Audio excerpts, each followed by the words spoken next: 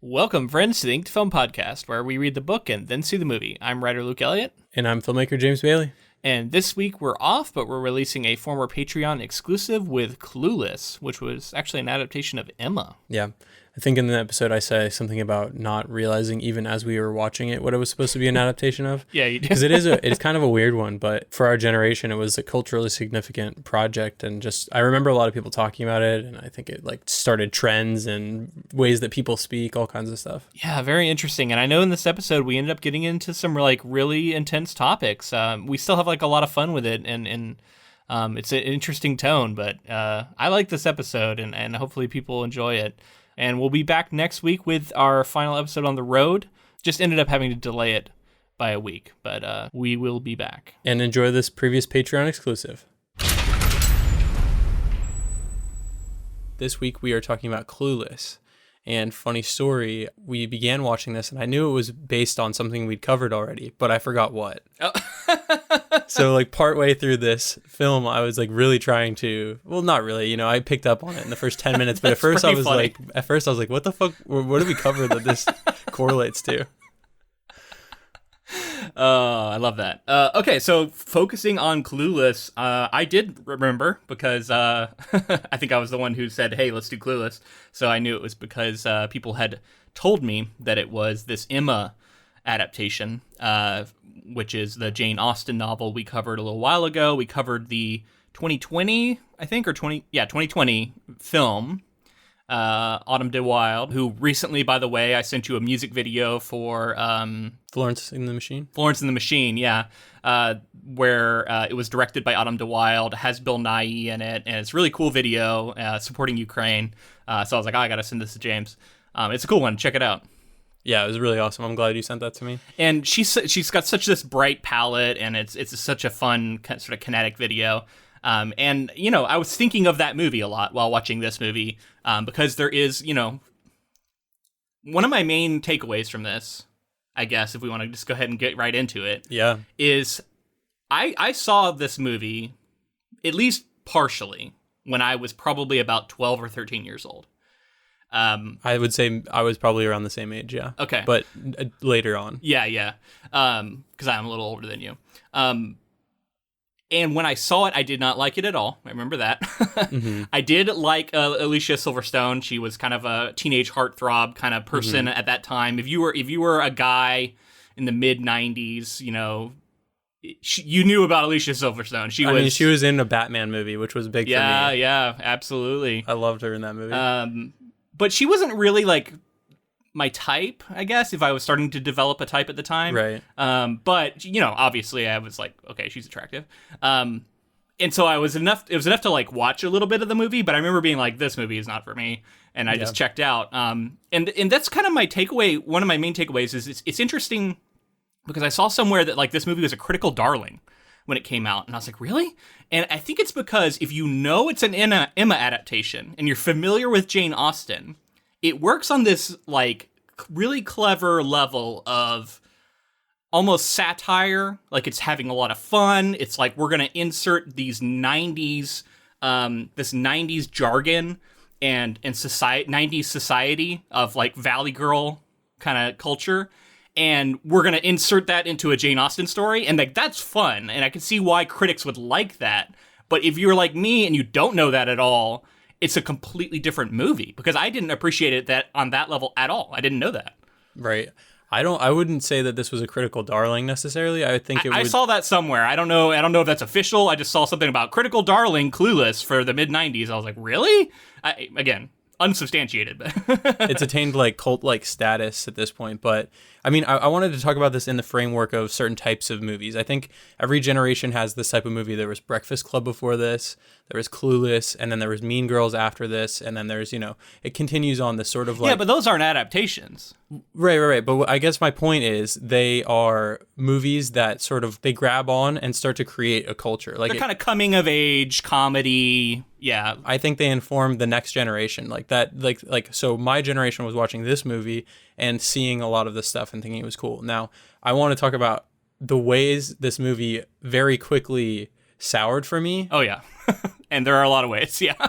The 90s thing is like, I'm fine if you wanted it to be sort of like a snapshot of the time and really like go into the 90s, and I think that that's what people love it for. They love that it is like some of these things became popular, like As If, and some of those things were probably popular somewhat, but then really became popular. They were starting to be, and then they hit the mainstream because of this movie. I remember that happening. Yeah. Right. So there's a lot of stuff like that, and I think Mean Girls has that, Breakfast Club has that. There's these ones that certain generations latch onto. This one is at such an interesting time. We hit this period where you could sort of just be awful, and it was like you could just outwardly be awful, and it was like culturally okay. And this movie, like, in putting it in the framework of Emma, of course you have this like really rich, out of touch person, and they kind of make you want that. Like this movie, like that's sort of where it soured on me. That's part of the appeal of a Jane Austen novel too, though, as we talked about, right? Right, but we're seeing it in the modern age. Yes. We're seeing it when, like, this is what's happening to kids being bullied in schools. There was a blissful ignorance, especially in white culture, I think, in the mid-90s. It was just like, everything's great, you know, like, it was pre 9/11, basically. Like, American culture was very blissfully ignorant of a lot of things. It was fine to just not care about the rest of the world. Like, it was funny, right? We laugh that she doesn't care. And that's the main thing, is so everything's played for laughs. Yep. And I know what they were trying to do, but it's in bad taste because, like, if we look at it now, it's all like, you have to be popular. Fuck the weird people. If you're like all the status, body shaming, homophobia. Yep. Which are things from those early things that I was talking about. The statusy things were in Emma. Yep. But like when you see it in the real world and you see it like this, and it's such a contemporary time, it feels a lot different. And sexual violence played for laughs. Exactly. All kinds of stuff like that. Yeah. The whole movie's played for laughs, and these really serious things, like sexual assault specifically. It was one. Oh yeah, she's shoving people off of her constantly and stuff, and it's just like normalizing this, like, God, boys will be boys kind of thing. Yeah. Like that's like, so to see that so blatant was, it's kind of rough. But I do think that nearing the end of this film, I started to come around on it, because at least it was being self-aware enough to say, like, this isn't what's important in life. But I worry that so many people watched this movie and didn't take that message away from it. So like I said, like, I continued to see it through both lenses. I saw it as the teenager Luke watching it. I guess I saw it also as like, if I divorce it from the adaptation side of it and just watch it as a movie now, I don't think it aged well at all, like we were talking about. And then I also see the clever ways in which they're using Emma's story to craft this seemingly shallow thing out of, and it's actually really clever. Right. And it's more clever than a movie like this typically is. Agreed. Yeah, I agree with that. Something that I think we have to address too, though, is that this movie currently still has like a massive, like, if you ask a lot of people our age and below, most people are going to tell you that they love the movie, that it's great. And I think that has to do with a little bit of rose-tinted glasses, looking back and the nostalgia of it and seeing everything. But also, like I said, it's like one of those like quintessential high school movies at this point. And it's really weird to think of it like that, because I was expecting to go in and be like reevaluated and be like, oh my God, it is this great thing. And part of me feels like that, and part of me is like, oh, we should not be glorifying this movie for any longer than it already has been. You have to, like, in so much art, right? Like, you, especially like when you saw it, what sorts of topics matter to you at a core level versus at a more rational, like, sort of conceptual level. So, like, depending very much on who you are will affect how much you can overlook, like, certain flaws in this kind of movie. And it's hard to, like, it's always hard as, like, someone who is a quote-unquote reviewer, which I guess is what we're doing here, right, to talk about it as if we are some sort of authority. Like, obviously, we're not women. So, women are going to have a very different memory of this movie. People who grew up as teenage girls at the same time that this movie came out, it means something completely different to them than it means to us. You know what I mean? And in so many ways, it's going to mean different things to different people. If you're one of the marginalized people being laughed at in this movie, though, you could see this as a horrific, like, awful movie that you got bullied over, and like perpetuated stereotypes. There's so many stereotypes in this movie, right? They really lean into that. So I don't know. I have this thought all the time about art and how art criticism, which we kind of do, is difficult in that way, especially as someone who's trying to create it myself. Like, I think like we both try and own the fact that we have unique perspectives that are core to who we are, and that is not going to be shared by everyone in an audience. Yet, if you're going to be a reviewer, you kind of have to act like you are a tastemaker whose opinion should matter to everybody in an audience. Yeah. Yeah. So I have a comparison to make that was something that has just been in my mind recently. My girlfriend Caitlin last night showed me the trailer for a documentary that just I know came Caitlin. out. Yeah, have you heard? She's great. So the trailer for this documentary, and it's about Abercrombie and Fitch. Oh yeah, I've heard about this. I don't know a ton. I just saw the trailer, and she was telling me that like apparently like managers of the stores and stuff were telling a lot of their employees and stuff to expect like people quitting, and it's going to be this huge scandal. So all I know is that they were specific and very like intentional in being like, we are hiring only attractive people. Right. And then those people also, when they work here, have to wear our clothes. So they have to spend the money they earn in the store to buy the clothes in the store. And like, so it's this whole like popular kids creating the image, everything. Yep. And then I read in the research for this just a little bit that 20th Century Fox said they wanted a show about teenagers, but not the nerds. They wanted it to be about the cool kids. And so I was just like, that to me is just like, man, like I feel like it's just like this weird time where everyone was glorifying like being this. And again, it still happens. Obviously, there's definitely like favoritism that happens towards people who are more attractive or seen as more attractive. Always. Or this or that.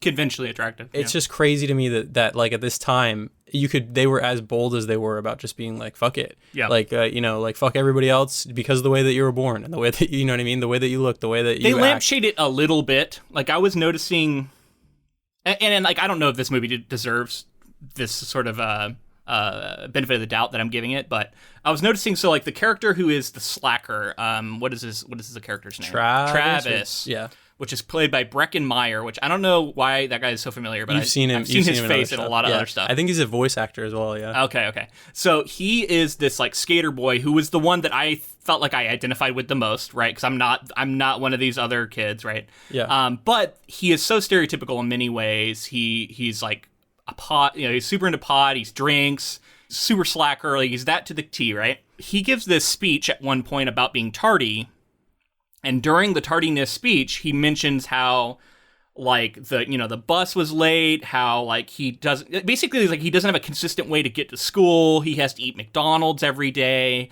and I think it's like underlying like class issues of this guy has to deal with, and that's why he's not making it to class in time. But it's all said as a joke. It's all said as a joke, but it is there. So it's interesting, right? Like that, I felt like every now and then they do something like that. I don't know if that saves anything, but it's interesting that at times it's there. I understand why, like, and that makes sense to me. Obviously, like they were trying to make a super, super broad, like comedy that wasn't going to be super serious about social commentary or anything, but they were basing it off of a Jane Austen novel. So all of that like brings in some sort of you have to be talking about class and society. But I do want to mention, like, now I feel like there was a period of time after this kind of movie came out, and maybe a little after, where the movie that comes out that's like this template now is the nerds getting one over on the jocks, and then that story being told in like an But that happened in the 80s too, though. There were some of those kind of movies, yeah. For sure. And I think Breakfast Club, there's always a push and pull between those two. I haven't seen Breakfast Club in a long time, but I think it was pretty good at representing like each faction of people within a high school. Yeah. Whereas this is obviously more about the Emma type character, super wealthy, like out of touch a little bit with how normal people are living their lives. So I get that they had to go there. You are laughing at her though. Like she is kind of the butt of a lot of jokes. Which also rubs me a little bit the wrong way. Like I don't know, like they have this super, super ditzy like character, and I was reading some of the behind the scenes stuff where they were saying like Alicia Silverstone really didn't know how to say Haitian, so she said whatever Haitian, the Haitians or whatever, and like I'm like, that sucks, man. Like what the fuck? So I felt like compared to Emma, the movie, right, that we watched, and also just Emma the book, like it was more like critical of her and her status. Like I felt like we were supposed to view her as way over the top, ditzy, sort of like entitled, rich, out of touch, all of these things. We're, as the audience, you're looking at her and going like, oh, it must be nice. It must be nice to be able to live like that, but it's clearly so out of touch, you can kind of laugh at her. Whereas I felt like the other Emma adaptation and also the book, it's like you're supposed to really identify with her and get caught up in sort of this weird class that she happens to live in. At least that was my interpretation of it. Whereas this felt more honest about the fact that like this is someone who's really out of touch, and it's kind of comical. Now, I've leveled like a lot of criticism, so I'll start giving things that I liked. I think it was extremely well casted. The standout to me is the costuming. Is just like, especially what she's wearing is like iconic, and I'm sure that people have continued to model their looks after her for long after this. And I think that's amazing to think about in terms of a production of a film, to like make that stamp on the zeitgeist like that. It is interesting that yellow seemed to be like a defining color for her in this movie, and it is also in Emma, right? Autumn de Wilde, and I wonder if there was any sort of influence there, because this came out obviously a lot before. I feel like Autumn de Wilde's definitely seen Clueless and was very aware of it when she was making Emma. Yeah. I mean, she's wearing like incredibly short skirts a lot, and definitely trying to be like, they were really leaning into Alicia Silverstone as like a sexual icon. Which again, I hate it being high school, just as a fully grown adult at this point, and seeing these movies about high school, and it's super sexualized, and I know that it's like naive to think of high school as not being sexual, because of course a lot of people are thinking about that kind of stuff. Oh yeah, and there's always going to be movies about dating, sex, and stuff like that in high school. Now, this movie came out in 95. It's probably filmed 94 or so. Silverstone was born in 76. It said she was 17 at the time. 17? Okay, so it's a little squeaky. But I actually looked into her career a little bit, and I really would love to hear how she feels about this, because she came to prominence in a movie called The Crush, and it featured the guy from Princess Bride. Cary Elwes. Okay, so Cary Elwes. So he's in this movie, and just like I read the plot description of it, I think I saw part of this movie, or at least I knew about it. She was 15 at the time of filming. She's playing a 14-year-old girl who is attracted to Cary in the movie, tries to come on to him. He rebuffs her, and then she like starts, tearing his life apart. In sort of retribution for being sexually rebuffed by an older man. That's the premise of this movie. She was 15 when she was cast in it. She became legally emancipated from her parents just so that she would be able to shoot the movie because of certain laws, I think, around shooting as a minor. After she starred in the movie, Aerosmith brings her in to be in some of their music videos. They had like a few music videos like Crazy and a few others that were really big at the time. They liked her in this movie, so they brought her in to be this like underage heartthrob. Crying was the one that I saw that she was like really crying big. And then she was voted like most desirable woman in like 95 or something on like MTV Music Awards and all this stuff. So she becomes this huge like sexual icon at a very young age. A large portion of it, she is underage.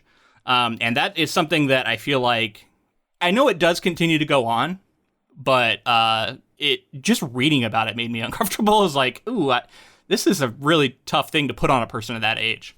I think a lot of I know that it still goes on, absolutely, but I think now audiences are like in a super gross way still, but they're at least like waiting till this person's 18 to start like really sexualizing them. At least it feels that way to me, because this is like a really weird area. Yeah, like it was fine to do this, I felt like at the time. I mean, I'm sure it wasn't fine to everybody, but like general society was okay with this in a way that, I hope we're not as much anymore. So I read that her parents had to be on set in a lot of situations in this movie. So, okay. Yeah, I don't know what the legal dynamics of that was. It was just something I looked at that movie, The Crush, which the premise of that movie, I was like, holy shit, I can't believe this was a movie that was made.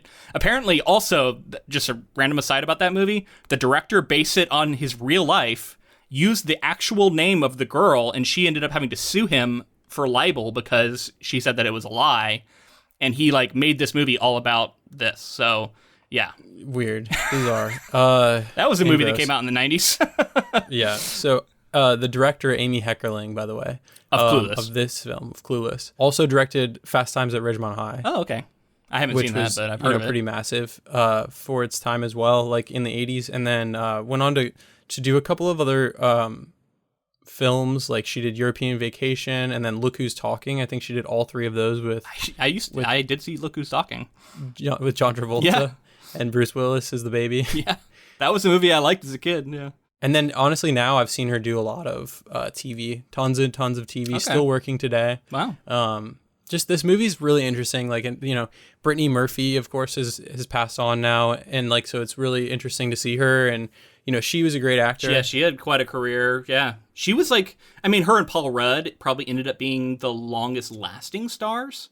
I think Donald Faison, who plays this Murray character, I mean, he went on to become Turk in Scrubs. So like, he's had a good like TV career, but like, Alicia Silverstone, it was interesting because she was so big for this little period and then faded. And I don't know if that was I don't know if she chose that or if that just happened when she like aged out of this teen heartthrob that she was so famous for, which is like, you know, kind of shitty, but yeah, I'm not sure. You know, it brings to mind Reese Witherspoon for me, because like I feel like she really blew up with Legally Blonde and then went on to like. But she's had this resurgence. That's what I was gonna say. She kind of went on to like evolve her career, and I wonder if Alicia Silverstone was kind of like jaded on the whole industry and was just like, I want out. It might have been by choice. She might have been like, I don't want to do this anymore. I'm sure she made plenty of money and you know is comfortable. So so one other thing that I feel like I don't know if this is going to be the read other people have on this, but to me, this movie felt like the screenwriters and maybe the director were sort of looking at kids today and making fun. Like, I felt it reminds me of the kind of stuff I see about people say about Gen Z right now. Like, when you're making fun of a generation, you're making fun of the way they talk. This felt like someone who is not in the generation looking at the generation at the time, which was basically millennials, and a little bit of Gen X, and like making fun of them and making fun of the way look at the way they talk, look at the way they dress. It's so ridiculous. And maybe that's not completely fair, because I know that a lot of people like this movie for the way it captures this, but it felt to me like everything was turned up to 11 in a way that was supposed to, like, I think the adults who saw this movie loved to laugh at the ridiculousness of kids today. And that always makes me uncomfortable. Like, I hate that sort of intergenerational, you know, poking that happens and commentary. As soon as you're a generation, you know, removed from somebody, you're going to look at them and make fun of them. And, right. You know, and you know, it's funny, like, I think it's, and I feel the same way. And I think it's because we were a generation that was heavily talked about in this way. Like, for whatever reason, it was just something that everyone latched onto and really wanted to talk about. And there are trends through the generations. There's no question about that. But like, yeah, the painting with a broad brush is pretty annoying. I think this was mostly, I mean, in terms of like the ages of the actors and things like that, that would have been Gen X.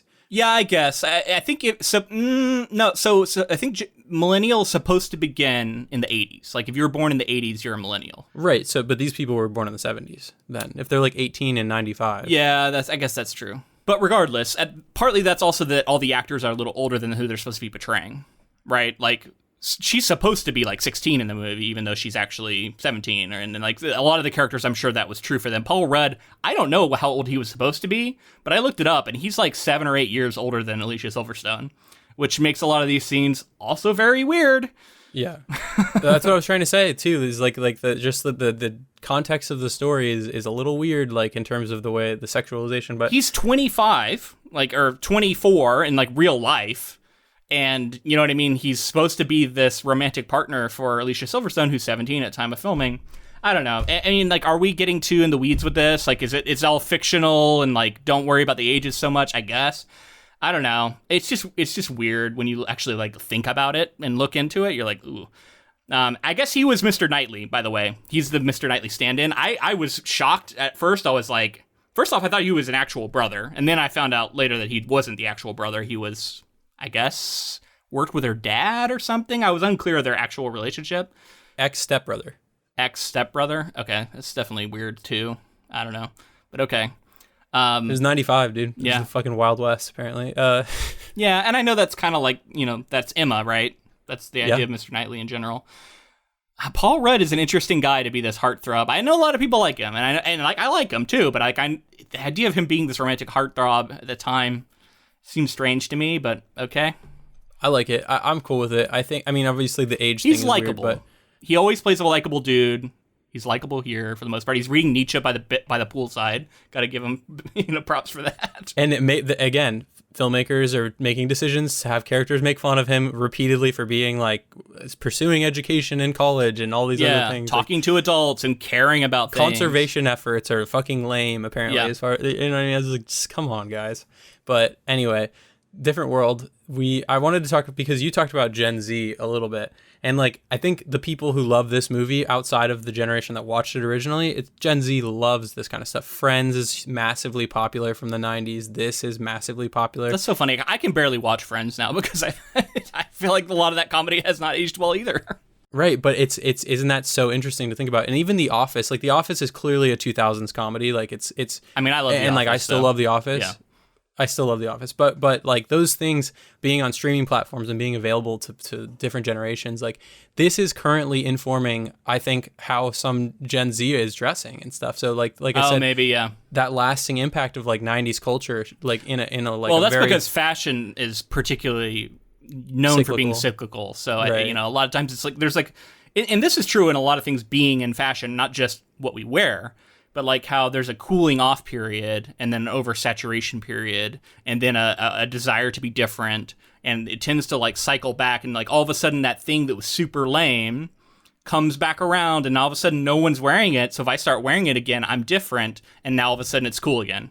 We see it in trends of books and movies and music. And like you think of like the period where every single movie was this dark, super grounded like thing. And then I think we've kind of teetered into like now things are very genuine and pure and like people want, you know what I mean? It's very interesting to see. There's a bit of both, but yeah. There's of course both, but you know what I mean? Like in terms of like every movie coming out. There was a big push for it in like the early 2000s and then there's definitely a swing away from it. Totally agree with that. We can't go over all the like things that really haven't aged well, but there is a lot of them. Was that the Mighty Mighty Bosstones? Playing at that fucking party? I was either that or like it was like Real Big Fish or something like that. Like I was Cherry like Poppin' Daddies, somebody like that. Some ska. Yeah, if music. you don't know, there was a weird period in the 90s and early 2000s where ska, like this, like it's like kind of punk, kind of ska, and I think it's not even like it's like a bastardization of what ska originally was, and it was a weird thing. I think that was the Mighty Mighty Bosstones because I think they were famous for having a guy in the band who just danced, and I saw a guy on the stage who was just like fucking dancing around, and I was dude, like, I honestly like the nostalgia for me of like hearing a trombone and my like punk pop kind of music. Like I like it. The way they were all trying to dance to it is pretty fun. I love it, man. I'm for it. I'm for ska. So if ska wants to make a comeback, I'll support it. I'll be there. Oh man, yeah. And then like she gets held up at gunpoint, and it's played for this like really, I don't know. The whole movie is so tongue in cheek. It's hard to take anything seriously, I guess. And I guess that's the idea behind it, but it's such a serious thing to have happen. I don't know. I agree. I mean, sometimes I just don't know how to feel about this movie. What about Justin Walker, who was Christian? Sorry, who was the character who ended up being revealed as gay, and that was why she threw herself at him. He rebuffed her. I thought that it was handled okay, actually, other than some homophobic stuff that was said about him. I did think that was actually handled pretty well. I was surprised in a movie that doesn't have a lot of tact in other areas, handled that pretty well. Yeah. I think that the portrayal is really good. I think that everybody making fun of him is not good, obviously. There's a lot of maybe accurate.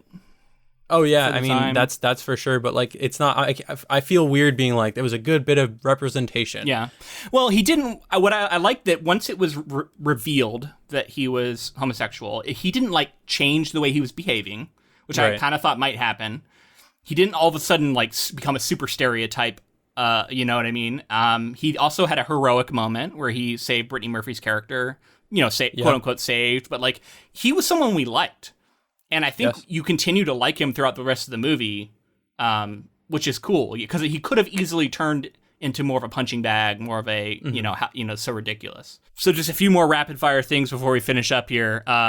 Elton, the character, who I think is named the same thing in Emma, right? Like Mr. Elton or something. Yes. I felt like this actor looks a lot like the actor from the 2020 version of the film.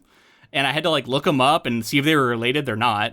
But yeah, and like the guy as an adult does not look like he did when he was a teen. So I was like, oh, it's just weird. Like that they both had this like angular face and looked kind of similar. I wonder if that went to the casting at all. Again, if Autumn de Wilde had seen this movie, I did think Murray, the character played by Donald Faison, was a very cringy stereotype. And in fact, in general, I felt like the characters of color were not handled particularly well. I mean, I give them props for including those characters, sure, which I guess was a step in the 90s. But yeah, I don't know. Some of the characterizations of it. But then, like, they lampshaded it a little bit with, like, at one point, he's like, oh, the way I talk has become more accepted these days. And when they occasionally drop this, like, kind of elevated dialogue, it always feels like they're referencing Austen without maybe using exact lines, but they're talking in sort of an elevated way that you would expect to get in an Austen novel. So that was kind of a cool little reference to that kind of language. Well, and again, I think it comes back to what we were saying about the gay character. Like, this sort of having stereotypes across the board for your characters can be problematic when you start to have characters that are, like, marginalized and stuff. Yeah. I mentioned that, like, at first the movie soured on me, and then I sort of came around on it. So I want to talk about why I came around on it. And it was mostly because, in the same way that Emma does, I felt like the arc of Emma was effective. And I think that we saw a character learn to have more humanity and learn how to understand there's the moment when she's really low and Brittany Murphy's character Ty is like the most popular girl in school now, and everybody's listening to what she's saying, and Cher goes home and she's left to like deal with it and like start to overcome and start to realize the people that she's interested in. Not to mention that Ty, in the same way that Emma has Harriet in the Jane Austen novel, and says like, I have feelings for, in this case, Josh, and that like that's her lowest point, and then she starts to reevaluate what is important and donate her clothes and do things for other people, and then by the end she comes back around, and she's probably going to go back to a status quo sort of situation once she's dating Josh in a way. But I felt like the arc was there, and I think a lesson was learned, and hopefully audiences walk away taking that as the lesson from the movie and not try to be rich and snobby and like walk around saying stuff about other people. There is still a very fatherly dynamic set up between her, between Cher in this movie, which I totally forgot the character's name was Cher. They say it a few times in the movie, but it never really stuck for me. Right. I always just kind of thought of her as an Emma. But her and Josh, I think their dynamic is still very like father-daughter, which is weird because he's so like, he's like taking care of her. She's treating him much like how she treats her own father. Like she's like, oh, I got to take care of him in like a very, traditional way. That was a lot of this movie was very like traditional, normative for the time, and like propping that kind of stuff up. So it is an interesting look at the 90s. It's a period piece. I think it will continue to be that even as it ages, because it will be very locked into this very particular set of time period. One weird moment I have had in watching the movie was when this Travis character says, I didn't get the exact line, the 9 Inch Nails thing. Yes. Yeah. He's like, it freaked me out too. I got my brother on the phone and I was like, let me tell you this line that I just heard, because it made me feel like I was ancient. Did you write it down? Yeah, I remember the line. It was basically like, the Rolling Stones is for my mom as 9 Inch Nails is for me, and so I should probably stop antagonizing her, because one day kids younger than me will see 9 Inch Nails like I see Rolling Stones. Yeah, that's basically exactly. And I was like, we're there. That is now. Like 100%. Like that I agree. That moment was pretty like astounding. I was like, the gif of like Matt Damon in Saving Private Ryan, where he like goes from like young to old. That's exactly what was happening to me. Yeah. Yep. Totally agree. So yeah, I mean, this movie was actually more fun than I thought it was going to be. I had more fun watching it than I thought I was going to. I like it better in some ways because I know it's an adaptation. I was able to appreciate it on that level. I do think it's a cool idea and I know it's been done in other places, and there's a few that we might cover in the future, but like to take a movie and base it off of some classic piece of literature, but completely change it to where if you don't know that classic piece of literature, you can't even recognize it. But if you do know, it's like a cool layer, right? Yeah, She's the Man is one with Taming of the Shrew. Yeah, and what 10 Things I Hate About You is supposed to be one or something. Like, there's a few of these out there that have been done. Lion King for like Hamlet. There's like a few of these that if you know the source material really well, you can see all the connection pieces. But if you don't, you're just like, oh, this is a cool movie. So it's a clever thing to do. I appreciate it for that reason, and I remember thinking, like, if you're gonna make a movie like this that's very like broad and stereotypical, it is cool at least to have it seated in a story that is known as like legendary. You know, like a literary story like this that'll stand the test of time, because you're basically standing on the shoulders of giants and being like, all right, well, this story works. Let me put a new framework around it and put a new spin on it. And I guess this all comes back to, like, I wasn't really sure how I was supposed to feel about the movie and the characters that I'm watching. Am I supposed to identify with them? Am I supposed to laugh at them? Am I supposed to pity them? Am I supposed to, like, feel like they're wrong? Am I supposed to envy them? It's probably a mix of a lot of different things, but, like, I guess I was, because of I was so unclear with, like, how I was supposed to feel about the movie, it did leave me a little adrift.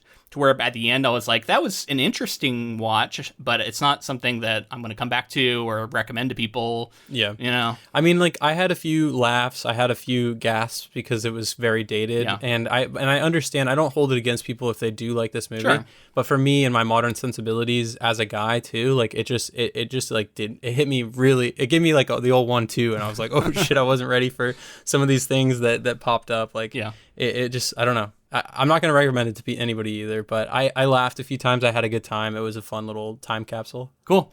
All right, that's going to be it. Let us know if there's any other movies that are like this that were maybe like roughly based off of some other adaptations we've covered.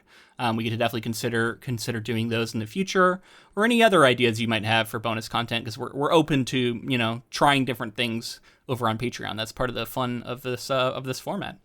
But yeah, until next time, keep adapting.